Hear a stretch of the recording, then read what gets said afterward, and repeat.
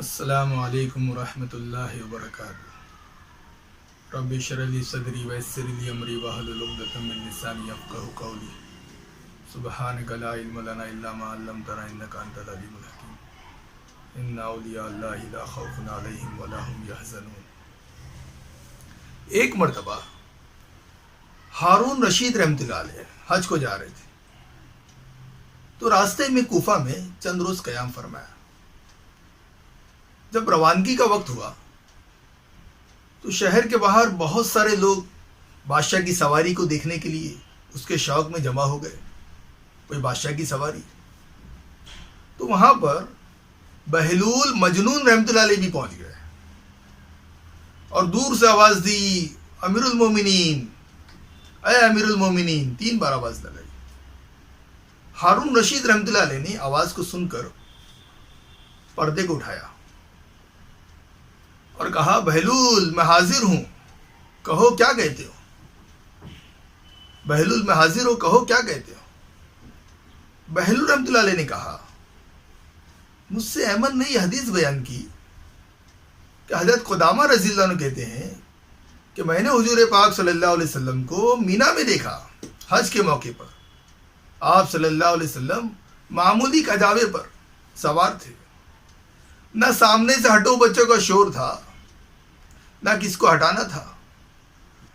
تمہارا اس سفر میں عاجزی سے چلنا تکبر کے چلنے سے بہتر ہے۔ اس پر ہارون رشید رحمۃ اللہ علیہ رونے لگے۔ کہا کہ بہلول کچھ نصیحت کرو۔ اس پر بہلول رحمۃ اللہ علیہ نے کہا، مان لو تسلیم کر دو کہ تم پوری دنیا کے بادشاہ بن گئے ہو، تو کیا آخر تم کو موت نہیں آئے گی؟ ایک ادھر سے مٹی ڈالتا ہوگا، ایک ادھر سے مٹی ڈالتا ہوگا۔ اس پر رونے لگے، بہت زیادہ روئے۔ کہا کہ تم نے بہت ہی اچھی پیاری بات کہی، بہت اچھی بات کی، تمہیں اس کا صلہ اور انعام ملنا چاہیے، کہو کیا دیا جائے؟ تو بہلول رحمۃ اللہ علیہ نے کہا، انعام کا روپیہ تو ان لوگوں کو واپس کرو جن سے تم نے ٹیکس کے طور پر وصول کر رکھا ہے، مجھے تمہارے انعام کی ضرورت نہیں ہے۔ پھر کہا، اگر تمہارے پر قرض ہو تو میں تمہارا قرض ادا کر دوں۔ بہلول رحمۃ اللہ علیہ نے کہا، قرض سے قرض ادا نہیں کیا جاتا، یعنی جو تمہارے پاس اللہ پاک نے جتنا دیا یہ دوسروں کا مال ہے، یہ تم پر قرض ہے، قرض سے قرض ادا نہیں کیا جاتا۔ تو پھر کہا، اگر تم کہو تو تمہارا وظیفہ مقرر کر دیا جائے جس سے تمہارے گزر اوقات کھانے پینے کا گویا انتظام ہو جائے۔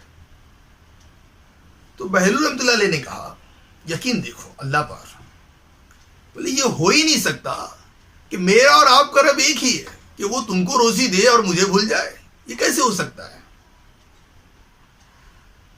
تو ہارون رشید رحمۃ اللہ علیہ نے پردہ گرایا، پھر آگے بڑھ گئے۔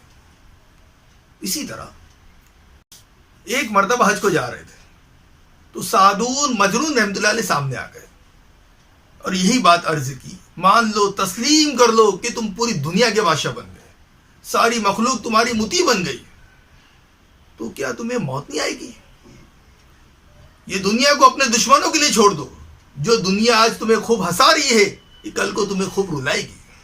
اس پر ہارون رشید رحمۃ اللہ علیہ بہت روئے اور چینخیں نکل کے بے ہوش ہو گئے۔